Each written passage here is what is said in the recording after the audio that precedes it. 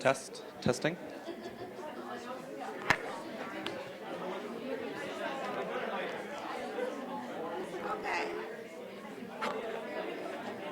Hi. Hi. You want to help me out? Yep, I have a lapel microphone for you. Okay. You can take care of this yourself.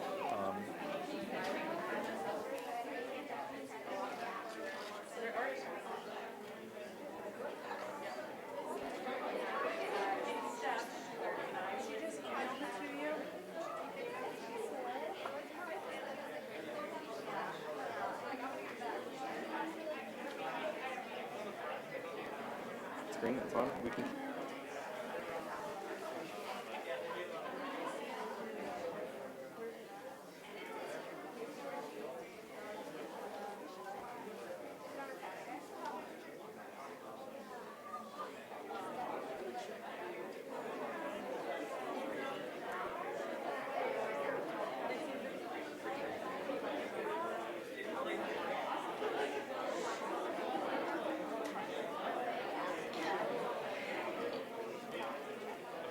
It'll be right after.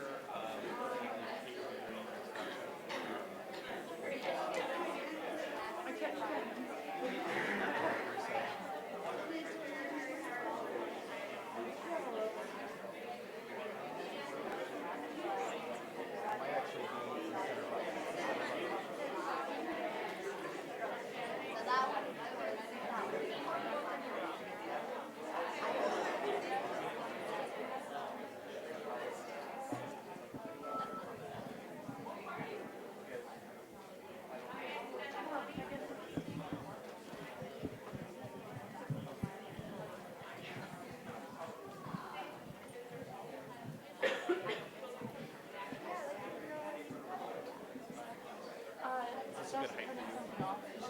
I tried to. Nope. Sorry, I set this for Abby earlier, and I was like, okay. All right. If you stand right about here, it will get you inside the camera. If you stand far over, you can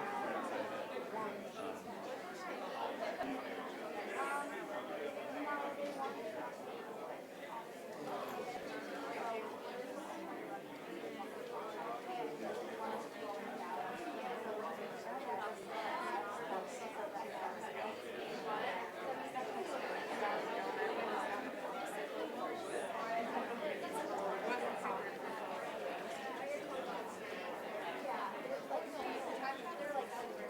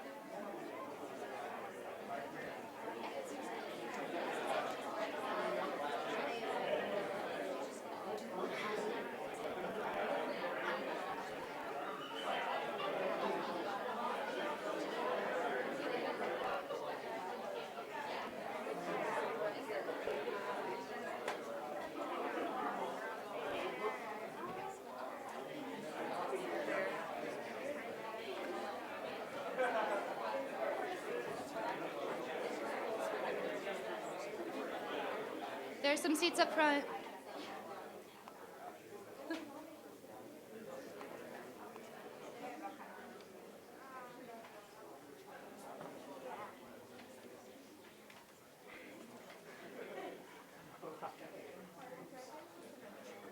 Okay, we're going to go ahead and get started.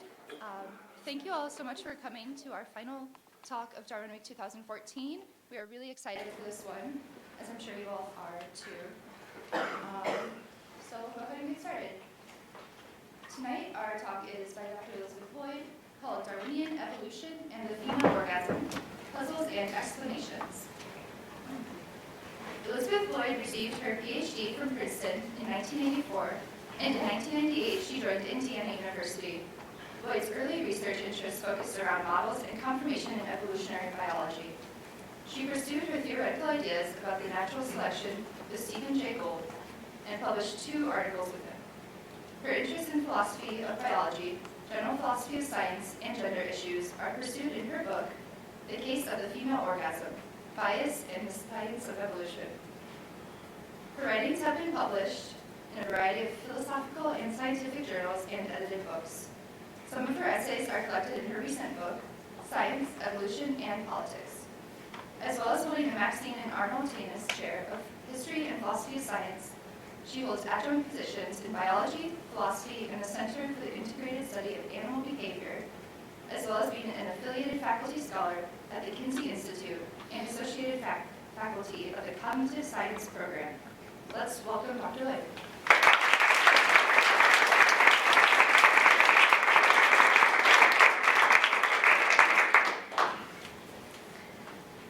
Well, thank you very much. It's really lovely to be here. And I'd like to thank Steph McGraw and the University of Northern Iowa Freethinkers and Inquirers for bringing me here to Cedar Falls.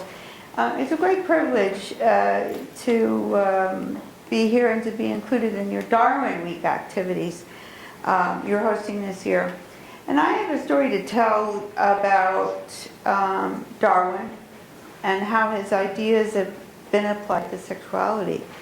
The simple truth is that we don't know why and how female orgasm evolved in human beings and a few other primates. And I've spent quite a bit of time in the last 30 years trying to figure out both why it's evolved and why we don't know more. The original formulation of the puzzle was that human females were the only animals with orgasm. So the trait appeared to be uniquely a human one, and that it needed an evolutionary explanation as uniquely human. But along the way, it turned out that other female primates also had orgasm. So the explanations needed to take that into account. So the challenges presented by explaining this trait were made harder by the interference of a couple of biases that crept into the scientific work, as I'll show today. In my book published in 2005, I gave detailed examinations of all 21 published explanations of how female orgasm had evolved. 20 of them claimed that orgasm was a Darwinian adaptation. So let me begin with a brief review of a few things that Darwin said about the evolution of traits. Charles Darwin considered the fleet-footed wolf. Descended from more generalized and slower carnivores, the wolf evolved special traits for hunting swift prey like deer and elk. We start with variation in the crucial traits of swiftness, slimness, and speed.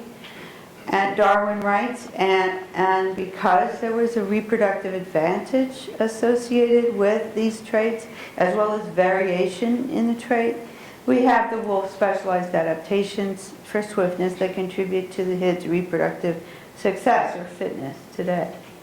This is how the basic explanation by natural selection works, as we learn in Chapter 4 of Darwin's book on the origin of species.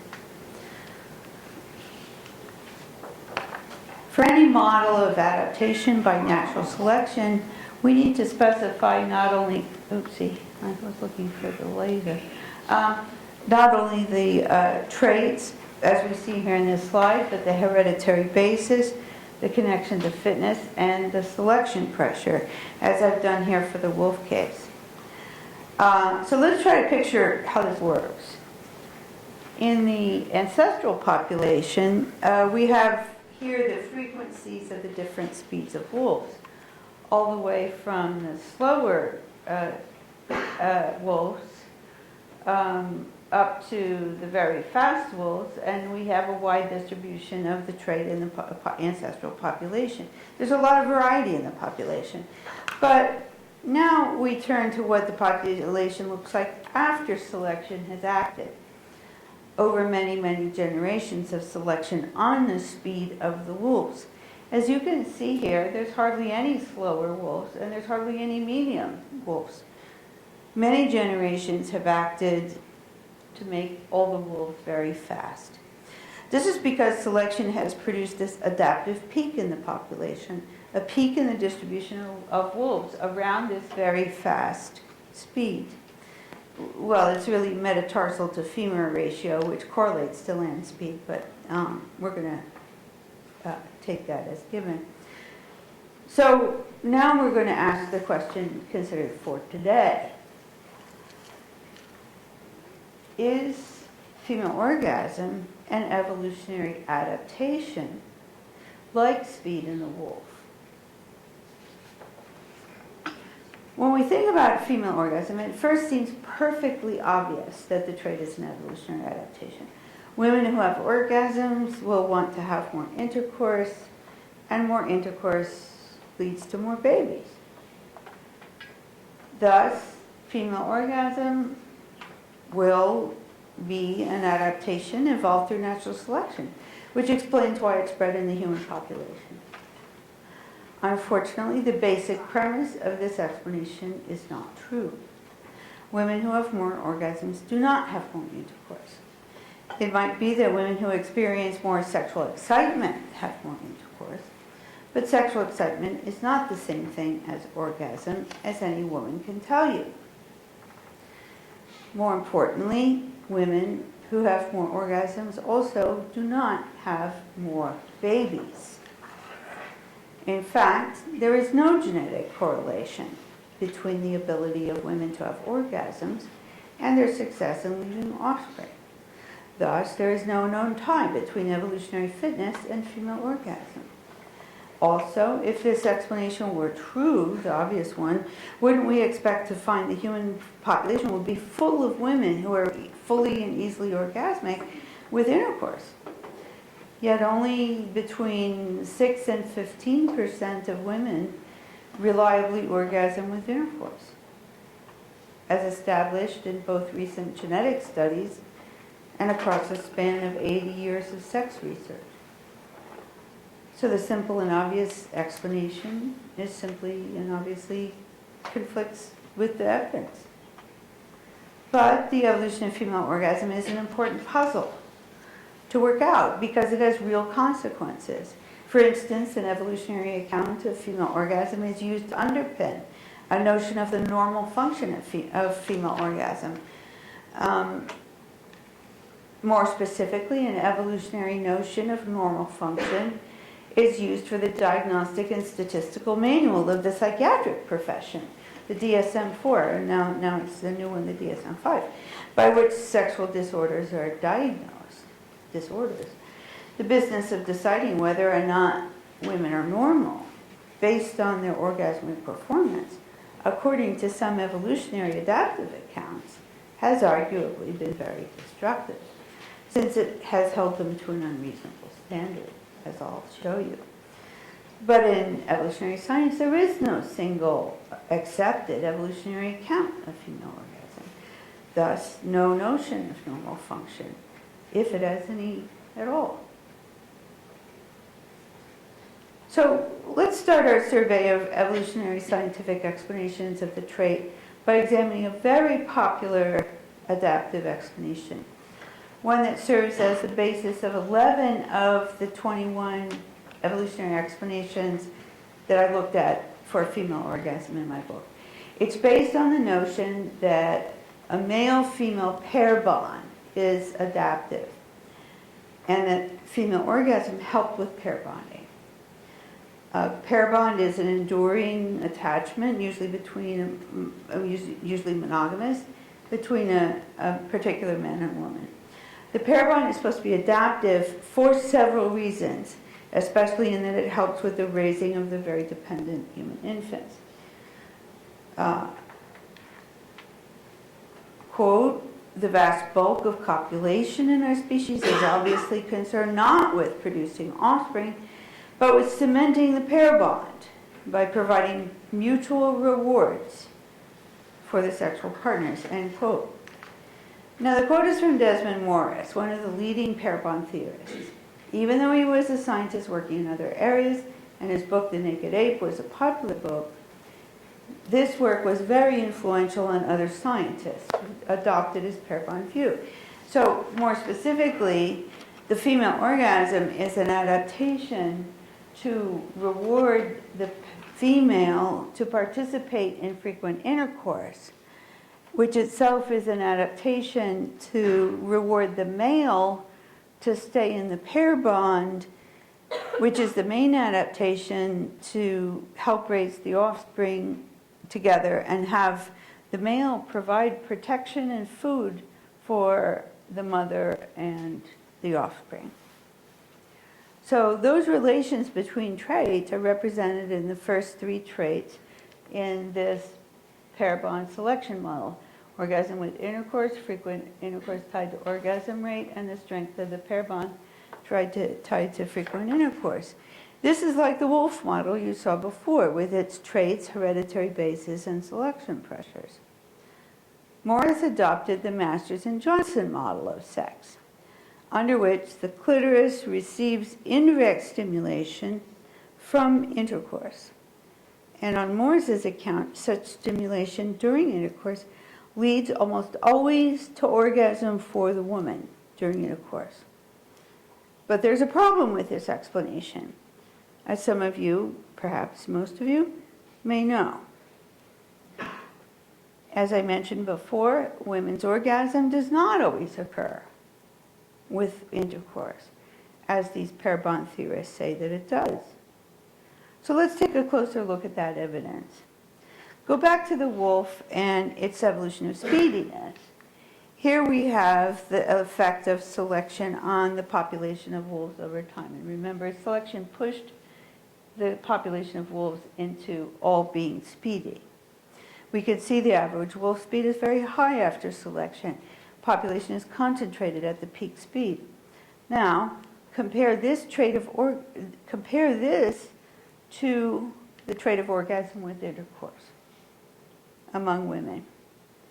This flat curve is represented by an x-axis of overall orgasmic performance with intercourse, while the y-axis represents the frequency in the population, just as in the wolf slide. Note that about 13% of women always have, or almost always have, orgasm from intercourse, and roughly a third of women rarely or never have orgasm with intercourse. About 5 to 10% never ever have orgasm from any means at all. And the rest fall in between, sometimes do, sometimes don't. But before we go on, I wanted to make a little cultural note. I wanted to reflect on something about the movies. When Hollywood movies present women as having sex in R-rated movies, for example, they easily and always have orgasm from intercourse with no manual assistance. Did you ever notice that? By that I mean with a man or woman stimulating her clitoris with her hand or vibrator. That doesn't happen. In real life, about 6 to 10% of women actually respond with orgasm to unassisted intercourse like that. So the other 90 to 94% of women, and that's really almost everybody, are not accurately presented in any Hollywood films year after year after year after year. So there's 90 to 94% of women not represented in these movies. And the same goes for the pornos. These images of women's sexuality misinform both women and men about their expectations for what should happen when they have intercourse, right? And this has led to a lot of disappointment and confusion on both sides, for men and women. But anyway, you can see that this curve is basically flat compared to the wolf curve. Simple directional or balancing selection forces usually produce peaks in the curves of a trait, like we saw with the wolf curve. But there's an exception to this expectation in that one form of sexual selection involving female choice may produce increased variability in the trait like this, which we'll talk about in a minute. But the fact that women vary so widely in their orgasmic performance like this provides very suggestive evidence that nearly all of the selection explanations offered so far for female orgasm, no matter what their details are wrong. Each one of these explanations, including the pair bond explanations, predict a peak in this curve. like the wolf curve. But as you can see, there are no peaks. Thus, the low rates of women's orgasm with intercourse are not compatible with these evolutionary pair bond accounts that claim a constant female orgasmic reward for intercourse. A further problem with the pair bond accounts, which assumes that females engage in sex for the reward of orgasm, is that women who are more orgasmic do not have more desire to have sex. They do not have higher libidos. And women who do not have orgasms do not have lower libidos. There's no correlation between how orgasmic a woman is and her having or being interested in having intercourse. This was first established by Alfred Kinsey in the 1950s and his colleagues, but it's been confirmed by a recent study of over 3,000 women. But you may be thinking, surely this problem with the discrepancy between orgasm and intercourse isn't fatal. Because isn't it enough that a woman have orgasm sometime during the sexual encounter for female orgasm to be selected, right? And then orgasm would still count as an adaptation that supported the pair bond. But it seems there's a serious problem with this hypothesis. In one of the widest cross-cultural studies available, William Davenport surveyed sexual practices from over 100 cultures from around the globe, including hunter-gatherers, agricultural, and so forth, and he concluded the following. Quote, in most of the societies for which there are data, it is reported that men take the initiative and without extended foreplay proceed vigorously towards climax without much regard for achieving synchrony with the woman's orgasm. You're laughing. Let me finish.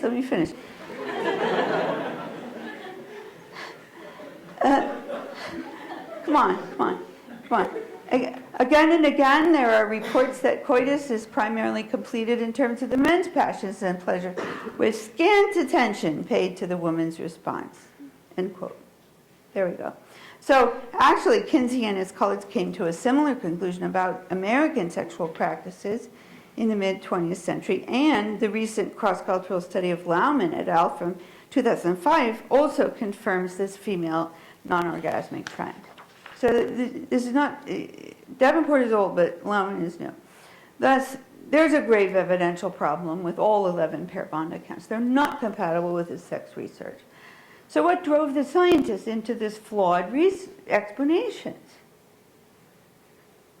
My analysis is that there is a male-centered bias operating of a particular type. Throughout the explanations, female response to intercourse is assumed to be identical to male response to intercourse. This unfounded and unconscious assumption of equivalence has led many researchers to pursue misguided theories, as we can see. Kinsey claimed that males' response to intercourse is almost always orgasm. And in these pair bond explanations, female response to intercourse is assumed to be identical. That is, orgasm, universal and problematic orgasm for the females, as the reward for intercourse, as they describe it.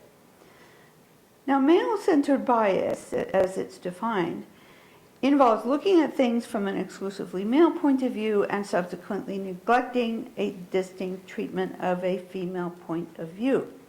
In these scenarios, an autonomous or distinctly different female sexuality, which emerges so clearly from the sex research ever since the early 1950s, is ignored. And this is despite the fact that several of these evolutionary accounts actually cite the sex research containing the crucial information that undermines their own accounts. One related prominent product of the early adaptationist pair bond accounts of female orgasm in the 1960s was a normative picture of orgasm as the only proper result of heterosexual intercourse.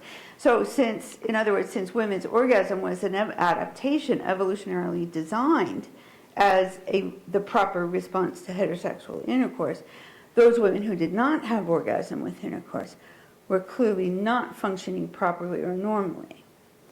At that time, sex researchers Masters and Johnson also normatively portrayed heterosexual intercourse as naturally culminating in orgasm for both men and women equally on a reliable basis, and those who didn't were labeled dysfunctional.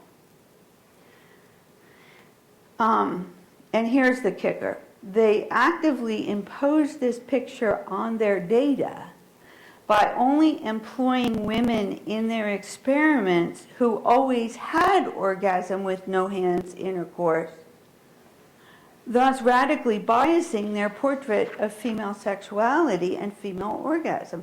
They only used women who could have orgasm with no hands intercourse. So this means statistically that those women, again, represented about 6.5% to 10% of women, just as in Hollywood and in the pornos.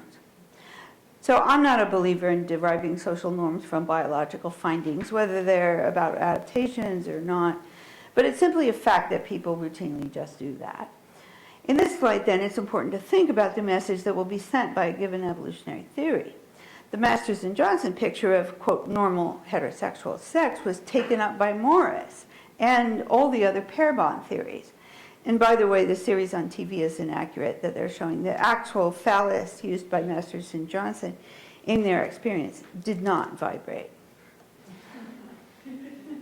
So, summing up the situation with regard to the pair bond accounts, here's a slide showing the status of the evidence supporting such accounts. So I've tried to do kind of a traffic-like coloration of the status of the evidence as well. Now, some of you may be wondering about oxytocin, right? The neurohormone associated with pair bonding, love, nurturing behavior, and also orgasm. And it's been suggested that oxytocin may be a way to rescue a pair bond account of female orgasm. And in fact, I recommended pursuing this line of research in my book. I thought it was a good idea, but this notion that orgasm actually selectively increases fertility through oxytocin release has recently been debunked by physiologist Roy Levin several years ago, when he pointed out that the levels of oxytocin used in the experiments were about 400 times the women's natural levels of oxytocin. 400 times. So he said new research is needed using natural biological levels of oxytocin in the body to determine if there exists any correlation between orgasm and any trait associated with fertility. So thus far there is not. In the past couple of decades, those pursuing an adaptive account of female orgasm have relied instead on some version of the female choice theory of the trait. As mentioned before, it's the only adaptive account that is compatible with that flat curve distribution. So the basic idea is that the female will mate with more than one male over a short period of time or different mating periods. The exposure to this variety of males is essential. So then, the theory then says that the females will have orgasm preferentially with the high-quality males. And this is not supposed to happen consciously in any way. She's not saying, oh, well, I have to mate with this one and not that one. It's not conscious. It's unconscious in reaction to some key features of the male. Thus, the women will instinctually, yes, have orgasm with higher quality males, and no, not have orgasm with lower quality males. Okay. Now, the next assumption is that orgasm is accompanied by the unhappily titled mechanism of uterine upsuck.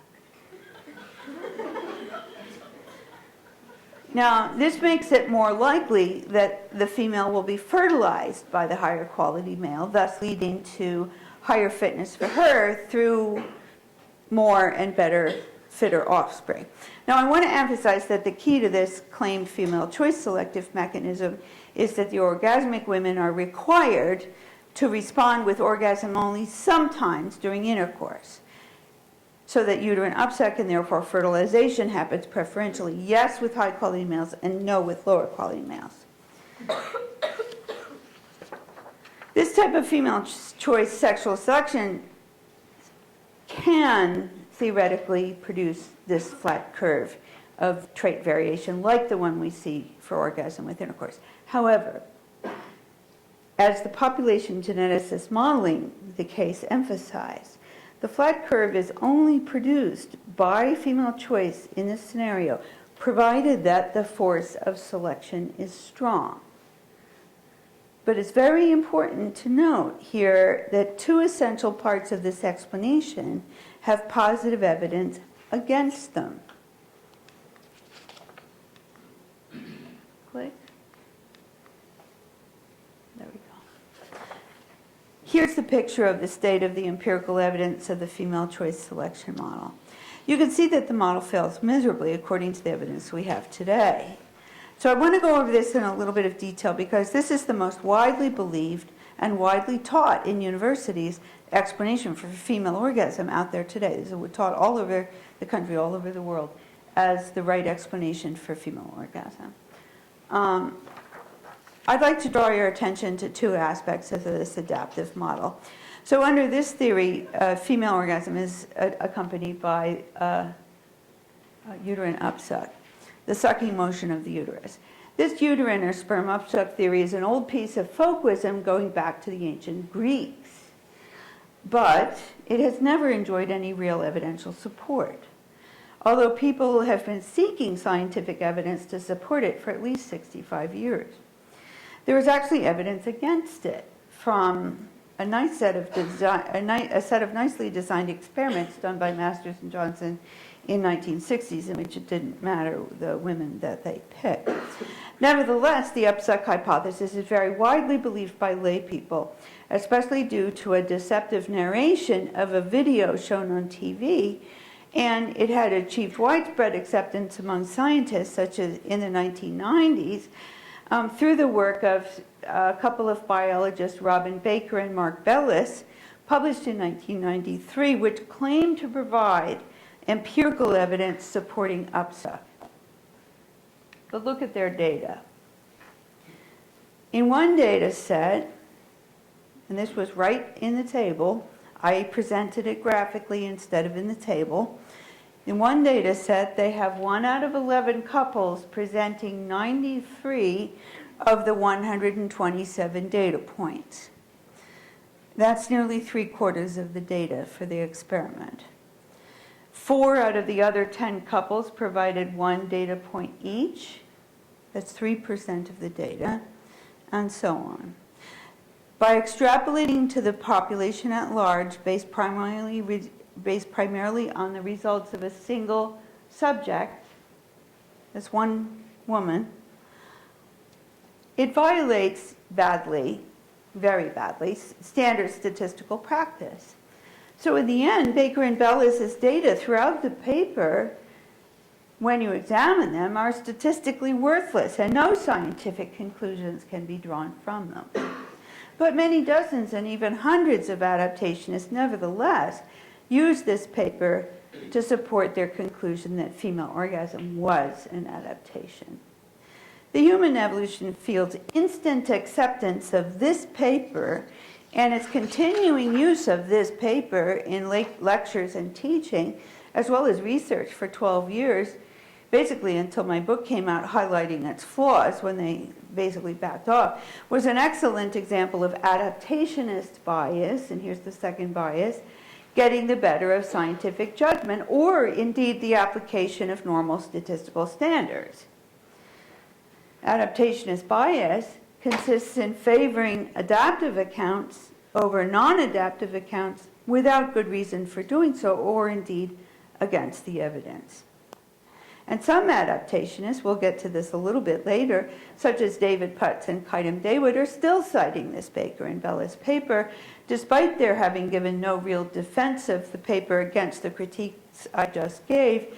Putz and his colleagues need this paper. They need the upsuck theory in their female choice models, so they assume it's true despite the unanswered prior criticisms. As Darwin wrote in correspondence with ardent adaptationist and co-discoverer of natural selection, often forgotten but true, Alfred Wallace. How many of you know that Alfred Wallace was the co-discoverer of natural selection? Yay! Okay. He wrote to Wallace about color differences between the dull, dull coloration of female grouses, peahens, pheasants, partridges. They all have this dull coloring in the females. Wallace had written a hymn saying that they were each individually adapted for their special camouflage and appearances. Darwin writes, quote, "I, of course, admit that they are all protected by dull colors, derived, as I think, from some dull ground progenitor. And I account partly for their difference by a partial transference of color from the male and by other means too long to specify. But I earnestly wish to see reason to believe that each is specially adapted for concealment to its environment." End quote. As you could see, Darwin disagrees with Wallace that every single trait of an organism should be seen as a special adaptation, naturally or sexually selected for some special purpose. Some traits, he thought, were acquired from the opposite sex, the males here, or from their dull ground progenitor, an ancestor who was dully colored, and in whose colors those descendants now appear, having had their feathered coats not changed a single bit by special selective shaping or adaptive forces. People remember Darwin for inventing the adaptationist explanation, such as that used for wolves. But they should equally remember that he was not one to use it where he didn't think he needed it. Let's take another look at the evidence for the female choice explanation. I'm sorry, I should have given you that. Sorry, I apologize. People remember, let's take another look at the evidence for the female choice explanation of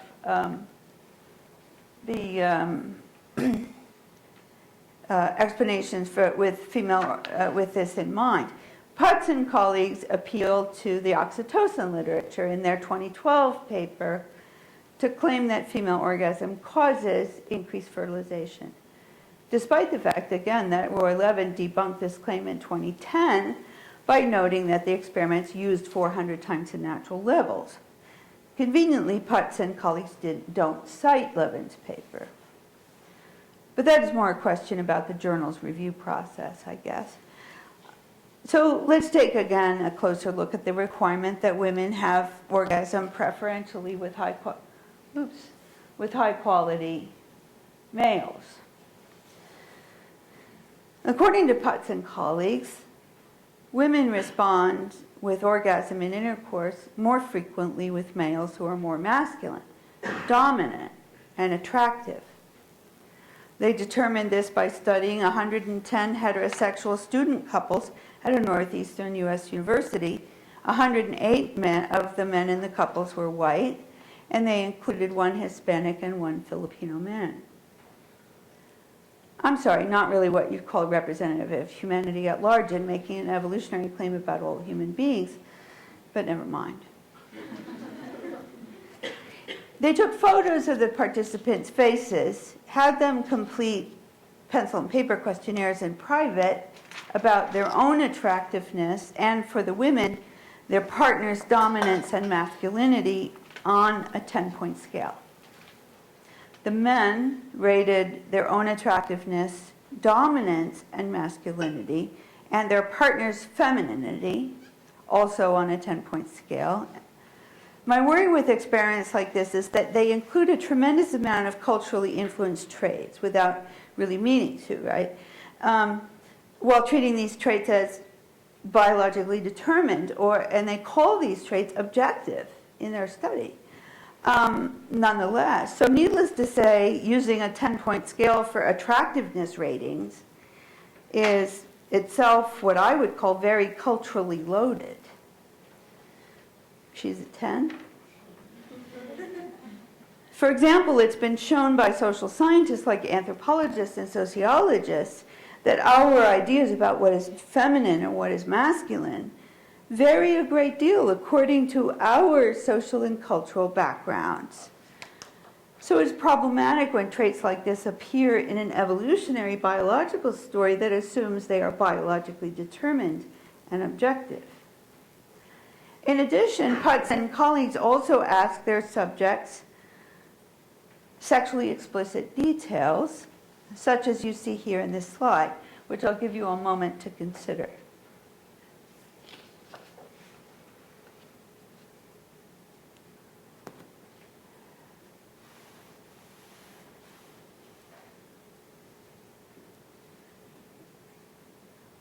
Now I'd like you to imagine giving completely honest and accurate answers about the percentages of time these events occur for you to a stranger of the opposite or same sex, giving this questionnaire to you in a little cubbyhole with a pencil and paper test. How accurate could your answers be?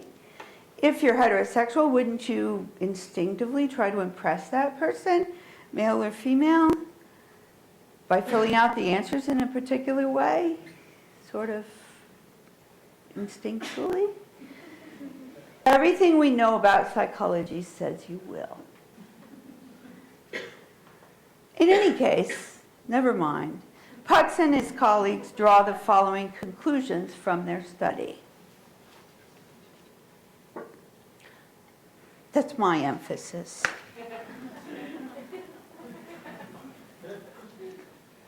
So you see socially coded traits like masculinity and attractiveness are correlated in the study to more orgasms for the women. What a happy result. But there are new data. There are new data that bear directly on whether or not women have orgasm with intercourse, and thus on the feasibility and plausibility of this key mechanism of Putz at stake in Putz and colleagues and any other female choice hypothesis. In brief, neurophysiologist Kim Wallen and I, he works at Emory University in the psychology department, in a 2011 study published in Hormones and Behavior, offer an anatomical, non-adaptive explanation of why women have different orgasm rates. One that does not rest at all on male qualities, attractiveness, masculinity, or any other socially coded traits. Here is some data. I'm going to explain this now. The white bars, this white bar, represents women who do have orgasm with intercourse. And the black bar represents women who don't have orgasm with intercourse. The x-axis, the y-axis here is Cumdy. We didn't realize the problem with the name until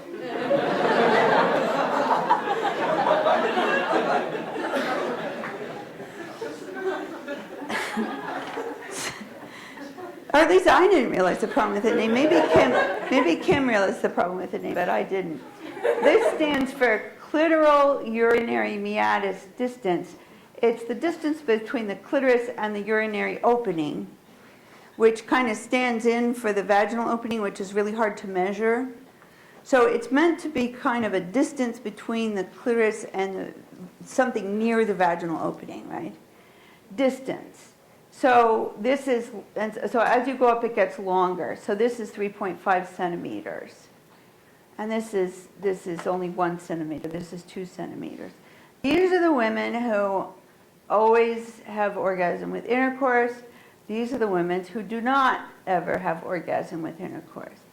Tell you what, this is 2 standard deviations significance difference. This is short distance. Women who have orgasm with intercourse have short distance. Women who don't have orgasm with intercourse have a longer distance. A significantly different longer distance. That was for one data set, the Bonaparte data set. This is for a second data set, also very significantly different. This is with the combined data set, that also very significantly different, 2 standard deviations, R of 0.08 on one and 0.6 average. And here's the difference when they masturbated. No difference, just as you would expect. So let's review what this means. This anatomical distance is strongly predictive of whether a woman had orgasm with intercourse. You give us the number we predict. Do you have orgasm with intercourse? The difference between the groups is highly significant. It's greater than 2 standard deviations in both groups we analyzed, which are combined in this slide. In other words, we found that an anatomical trait, basically the difference between the clitoris and a structure near the vagina, strongly predicted whether or not a woman would have orgasm with intercourse. Now, if you think about this, this makes kind of good sense. The further away the external clitoris is from the vagina, the less likely it is that she would have orgasm with intercourse, possibly because her external clitoris is not being stimulated enough by the action going on around the vagina. And the closer her external clitoris is to her vagina, the more likely it is that she will have an orgasm, as we found. In other words, Wallen and I found that for the vast majority of women, anatomy seems to suggest destiny. Clearly, if her anatomy so strongly influences whether or not she has orgasm with intercourse with a male, that leaves little room for the genetic quality of the male. It leaves some, but not that much, or his masculinity, or his attractiveness, or his dominance to really influence the outcome of such intercourse, if it really depends on her anatomy. Again, to influence the outcome of such intercourse. According to the theorists, the selection pressure of this type of sexual selection that Putz is proposing needs to be quite strong in order to produce any result in terms of evolution. Thus, the anatomical relation we discovered makes such a scenario nearly completely unfeasible.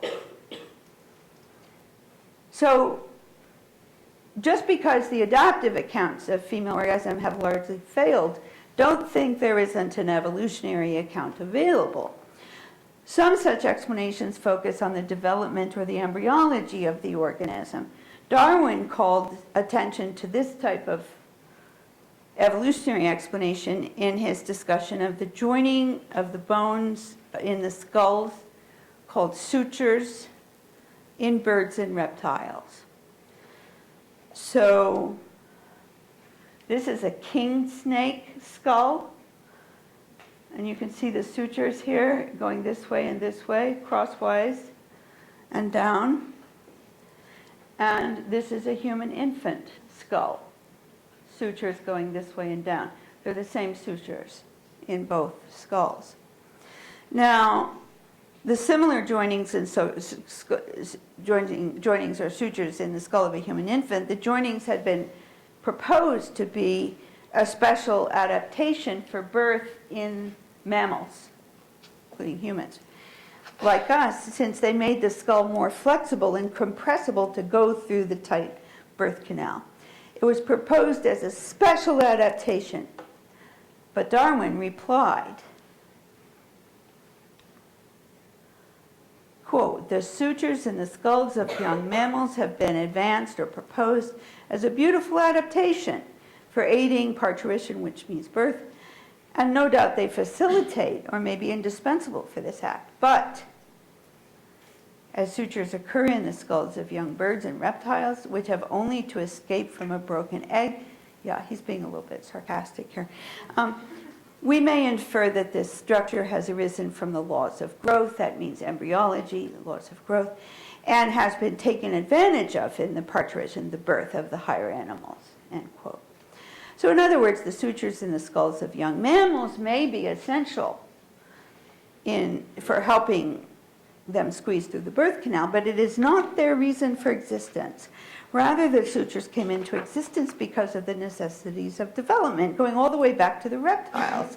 And we inherited it from them.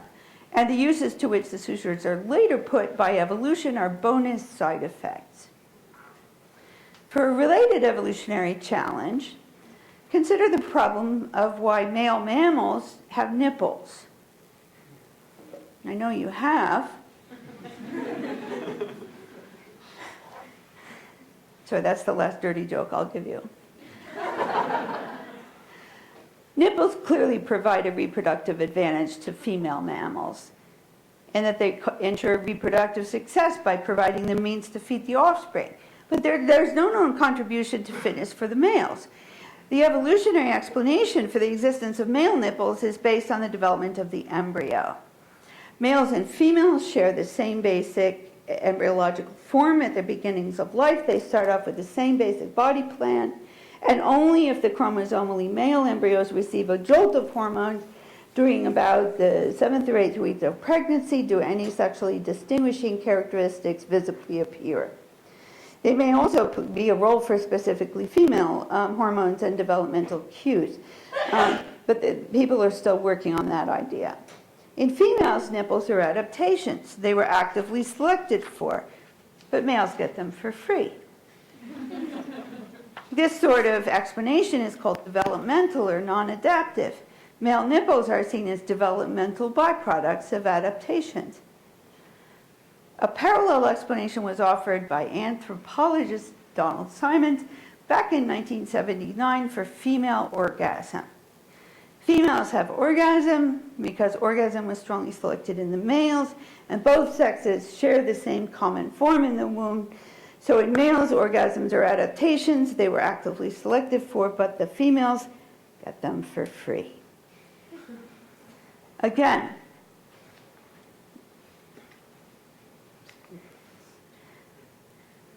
this sort of explanation for female orgasm is called developmental or non-adaptive. Female orgasm is seen technically as a byproduct of selection on male orgasm.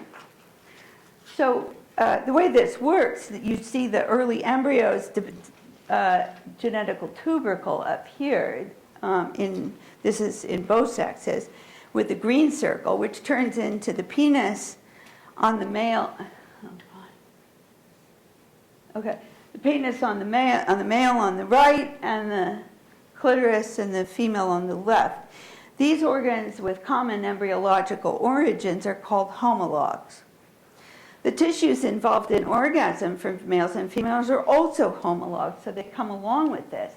And they include nerve tissues, erectile tissues also coming along with these, and muscle fibers.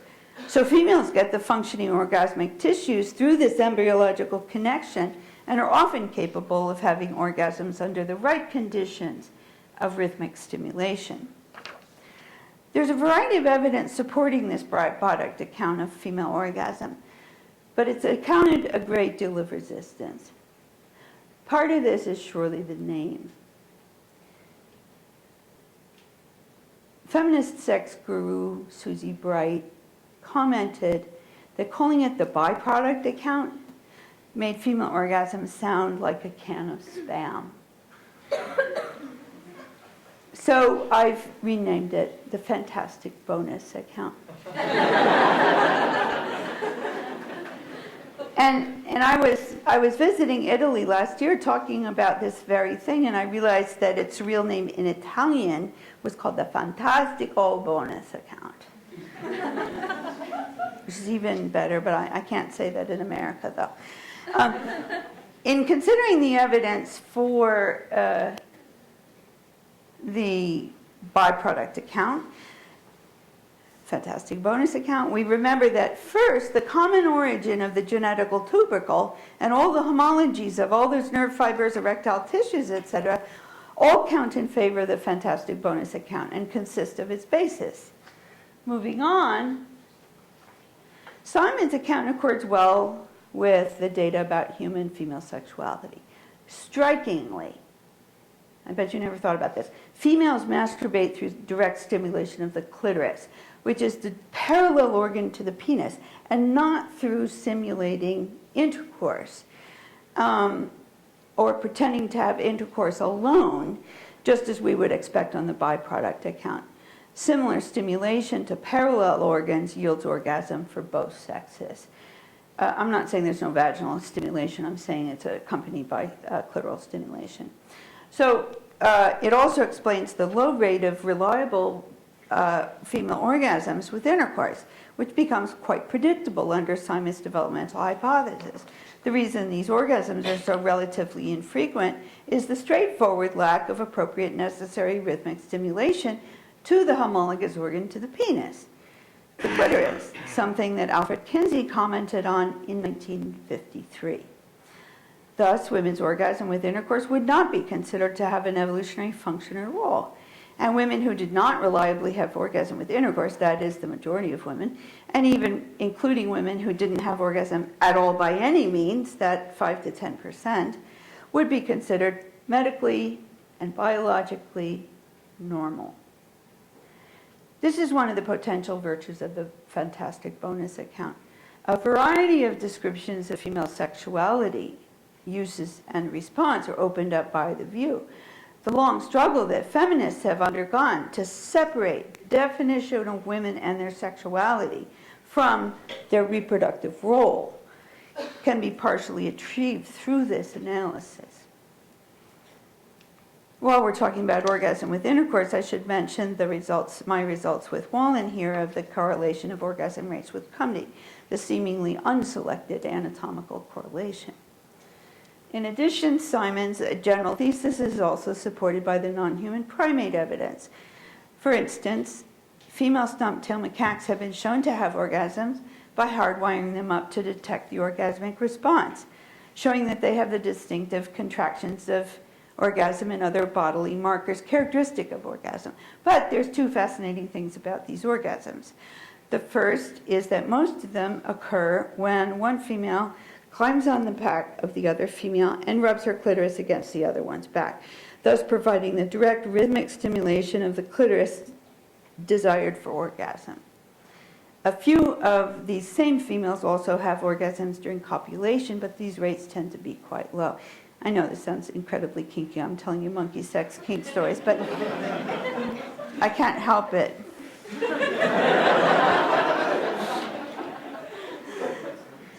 The second interesting point is that none of the observed female orgasms occurred during the female's fertile period, which counts against any putative link between the animal's hormonal state and her drive to seek orgasm. This goes against all expectations from evolutionary psychologists regarding female sexuality's supposed dictation by hormones. All of this is bad news for evolutionary theorists attempting to tell adaptive stories of female orgasm that tie it to heterosexual copulation or fertility, but it is completely compatible with Simon's fantastic bonus account. Note that the fantastic bonus account does not deny that the clitoris as an organ of sensation has a crucial evolutionary function. On the byproduct view, the clitoris almost certainly has been selected because it aids the female in sexual excitement and induces and prepares her to seek out and have or intercourse. But this reasoning does not extend to the use of these same tissues for female orgasm. Orgasm is a special reflex that sometimes results from clitoral and genital excitement. General sexual excitement and the special reflex of orgasm are easily distinguished by most women and just as easily distinguished by natural selection. Further evidence supporting the fantastic bonus account and against all adaptive accounts was published in 2011. Brendan Zeech and colleagues documented the disconnect between female orgasm and traits that might indicate that orgasm is an adaptation in this powerful study. They examined correlations of a wide variety of potentially adaptive traits and orgasmic activity in a population of nearly 3,000 women, finding 0 to very weak correlations across all 19 traits they examined, including libido, social class, orientation toward uncommitted sex, restrictive attitudes towards sex, marital status, age of first intercourse, lifetime number of sex partners. None of the correlations had significant genetic components, thus undercutting any ascription of a fitness benefit to orgasm. There's never been any evidence linking orgasm to fitness, and this 2011 study reinforced this very significant lack. But now we have direct information about a possible connection between fitness and orgasm. Because of a brand new study published this year, we now have strong evidence about the connection between fitness and orgasm. There is none. To put this new study in context, let's consider again the adaptation models, such as the female choice models. At its core, the female choice account needs differences in fitness and offspring between women who are orgasmic and those who are not. They have to be different. But there is no genetic fitness difference between women who never have orgasm and those who have it all the time. No difference. The byproduct account, on the other hand, predicts no difference in fitness between women who are orgasmic all the time and those who are not, because orgasm is seen as a bonus related to male orgasmic function. The byproduct account predicts no fitness differences related to orgasmic function, and there are none. This brand new study was published a few months ago, which shakes up the whole context of evolutionary explanations of female orgasm. It was a study of over 8,000 female twins and siblings, and they found zero genetic correlation between orgasm frequency and number of offspring. Not a little bit, zero. In other words, there seemed to be no genetic basis or foundation for a connection between women's orgasm and the number of children she had, which contradicts what we would expect under any of the adaptive accounts, including today's favorite, the female choice or uterine upsuck account. Commenting on their results, where they found no correlation between orgasm and in offspring success, Zeichin said to the right, quote, "The simplest explanation of these findings is that orgasm does not substantively affect women's fertility, which reduces the likelihood of certain prominent evolutionary accounts." They're being polite. In particular, they're being cautious. The theory that female orgasm has an adaptive function, which is to increase the likelihood of conception when having sex with a mate of high genetic quality. They call it the sire choice hypothesis. That's what we call the female choice hypothesis. And quote, and note that they specifically target the Putz and colleagues paper here. So, putting this information into place in our previous slide,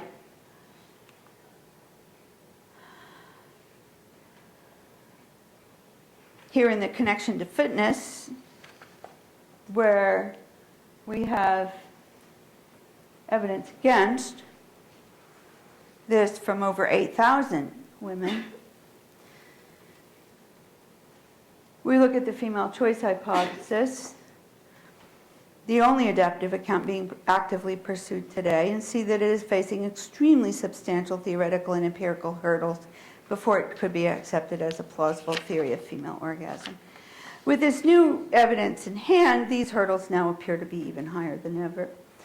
Thus, so many of the explanations of female orgasm have run into problems of conflict with the best evidence from sexology, combined with glaring conflict with the evidence that more orgasms are not connected to a higher reproductive success, a basic requirement for claims of Darwinian adaptation. The best evidence today is rather compatible with the byproduct or fantastic bonus account of female orgasm, under which a common developmental pathway early in life bestows the trait on both males and females. The byproduct or fantastic bonus account has much evidence supporting it, as we discussed, as we can see here summarized in the byproduct model. And here's where the new evidence goes: connection to fitness, no correlation to fitness.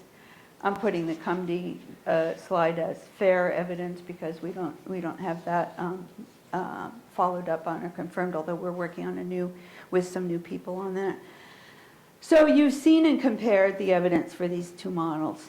How are the two types of explanations evaluated and compared by biologists studying the field?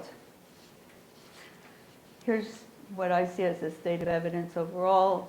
Pair bond model weak. Their model is actually contradicted, and I evaluate this as strong and varied. But in the minds of many biologists, this situation regarding the evidence where the byproduct account is strongly supported while the adaptive accounts are in trouble is exactly backward. They believe some adaptive account and also believe that the byproduct account is not viable or supported. Here's where biases and, above all, methods really have an enormous impact. In sum, the latest evidence strongly reinforces the byproduct or fantastic bonus theory of evolution of female orgasm, while it simultaneously undermines the most favored adaptive accounts, which directly conflict with the sex evidence as well as with the new genetics evidence. despite evolutionists' clear bias in favor of such explanations. So far, this case has also served as a clear and unfortunate example of long-standing male-centered bias affecting science. Moreover, adopting the fantastic bonus explanation of female orgasm would have profound social and medical consequences. If orgasm is seen as having no particular evolutionary function, but rather as an evolutionary freebie, the diagnosis of a simple lack of orgasm as a medical disorder would be out the window. And women anywhere on the spectrum of orgasm performance, which we saw there in the flat curve, must be seen as normal. In conclusion, the issue of the evolution of female orgasm is still unsettled. We need more evidence to decide the case, but especially we need more careful examination of the evidence that we already have. Thank you.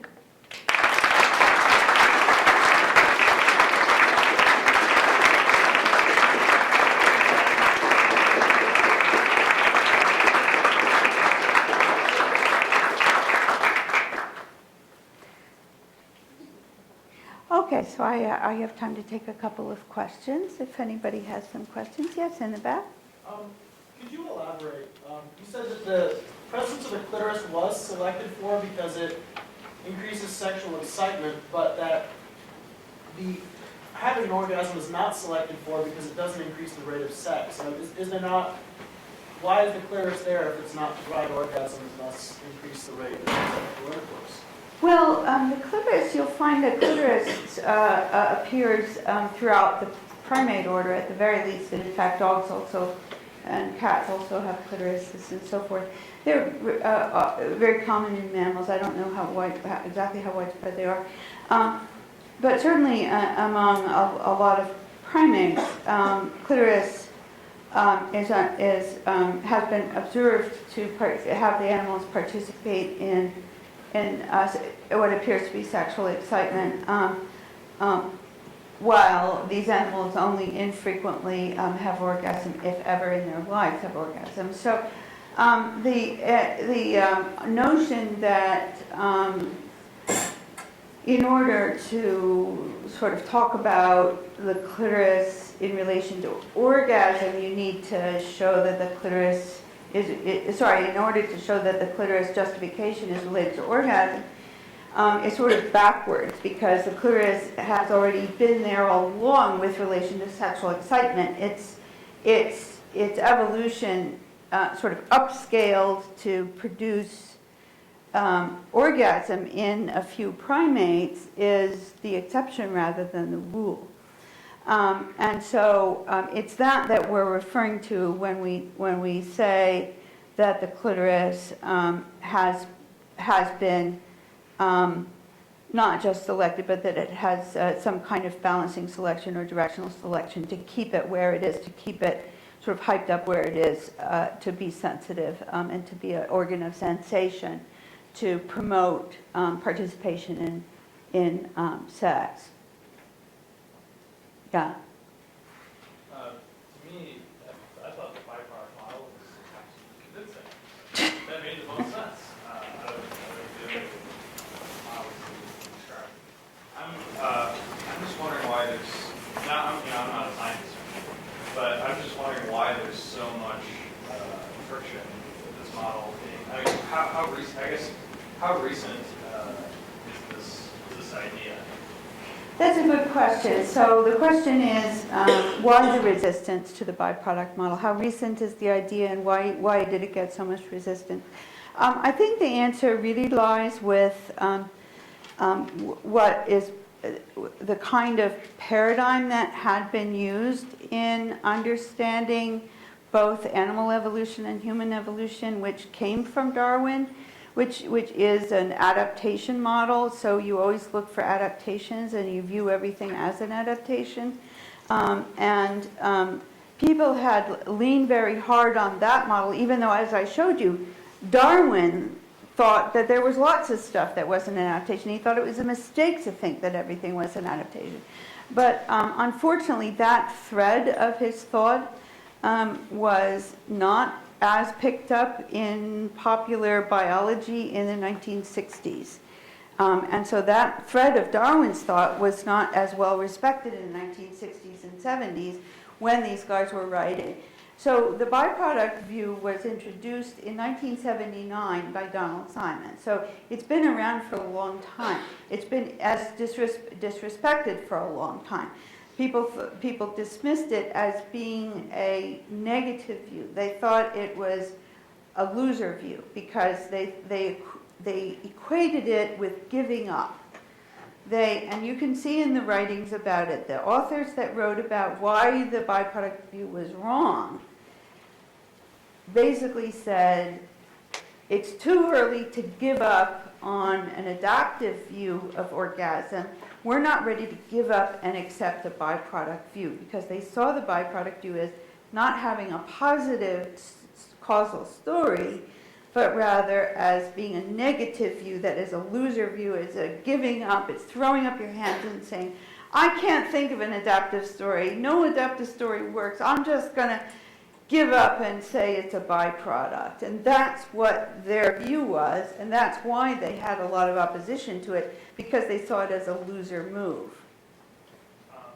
Can I just add one more question to that? So, but wouldn't these, I guess this isn't adding any discourse, but wouldn't these same people also say that our molars are vestigial and we have lots of things that are just kind of dangling and we just carry them around and they're useless? Like, Yeah, well, I had there's one individual who was involved in this and was in a debate with my friend Steve Gould when he presented some of my work on this subject and then got into a debate with John Alcock, the leading animal behaviorist, about this stuff. And John Alcock actually ended up saying, well, yeah, male nipples really are byproducts, but not the female orgasm. And the kinds of things they came out with at that time, and I wrote about this in my book, is that they said things like, it just seems so obviously functional that it can't be a byproduct. And that's the kind of argument that they gave. That's not obviously, I don't think that's a good argument. It's not an argument at all. It's table pounding. some males lactate. So, I mean, just it doesn't mean it's like, selective. No, you're absolutely right. You're absolutely right. There's been there was a long discussion in the animal behavior literature about how to handle byproducts type explanations like Simon's explanation without seeing it as a loser explanation, without just saying, I'm giving up. But they always, Paul Sherman did this, John Alcock did this, Ian Jamieson did this, treated it as not as a positive causal hypothesis, which it is, right? It's a positive causal hypothesis. It said, in males, orgasm is selected, and in females you have a positive embryological story going on that actually explains the causal mechanisms that you find in the response of female orgasm. It's a positive causal story, but they didn't see it that way. They saw it as a negative story. They call it a null hypothesis. It's not a null hypothesis. It's a positive causal story, but they didn't see it that way. They didn't see it, and it's because they were looking for function. Here's the mantra.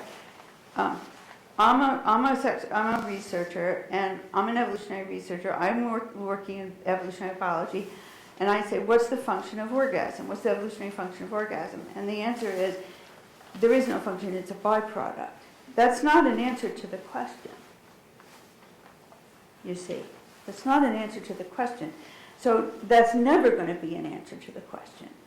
And because it's never going to be an answer to the question, it is never going to satisfy John Alcock or Paul Sherman.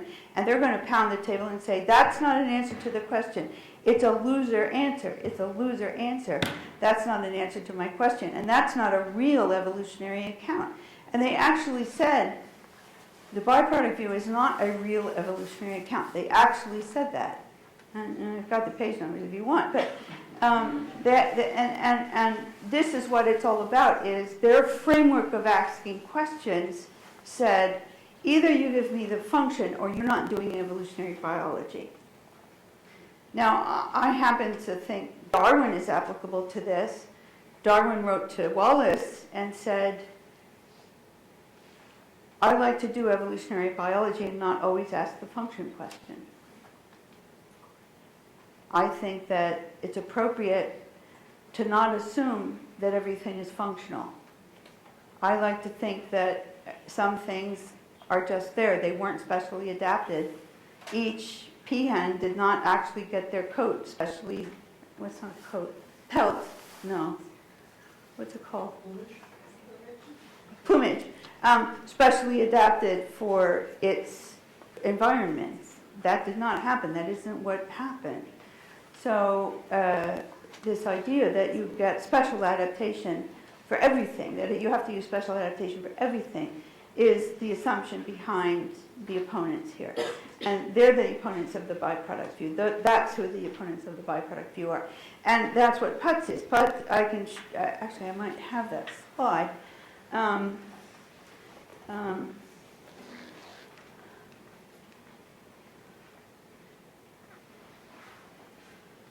Here.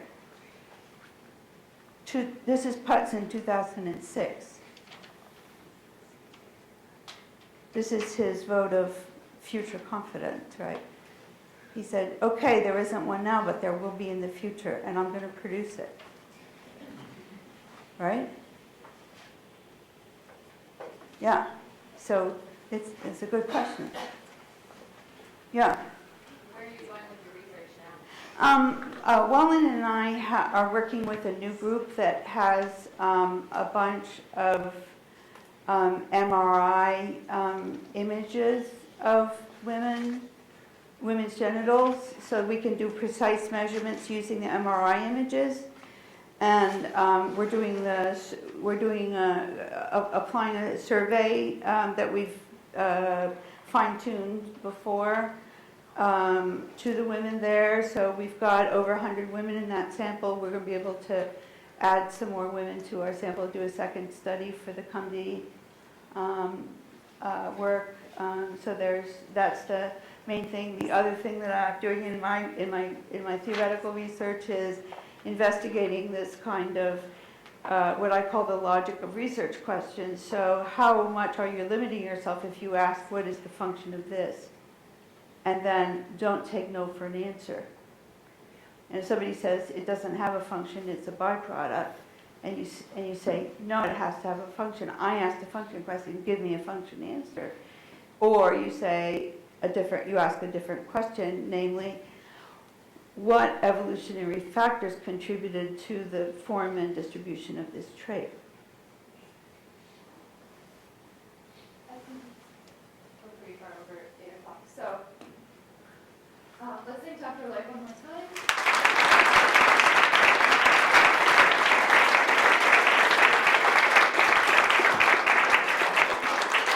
And thank you again for coming to Darwin Week 2014. If you have any feedback on this talk or any that you came to this week, we do have comment forms online, feedback.darwinweek.com, or on our Darwin Week Facebook page.